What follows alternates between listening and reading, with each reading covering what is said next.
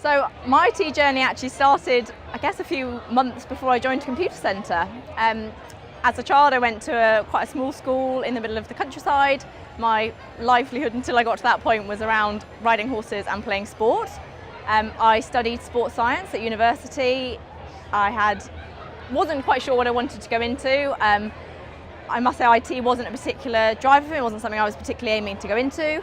On finishing university, I realised that the sort of idealism of going into a sport career was actually quite challenging, and it wasn't necessarily a good career path from the off. So I kind of looked at sort of sales roles and kind of came to light that actually it didn't really matter what you were selling, whether it was IT or my ideal world. I've always had a bit of a joke to say I'd actually happily sell saddles or something to do with horses, that would be great. But the IT industry is a place for anybody.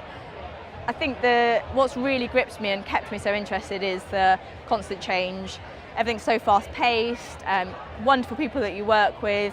You can have clients in all areas. You can end up with a client that may be within the sports industry, and that's what I've really loved. I think initially I felt I was held back by my lack of experience and my lack of IT knowledge.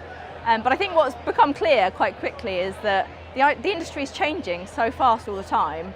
Actually, those who had the great knowledge and been doing it for 20 years are probably not actually at the forefront of things anymore.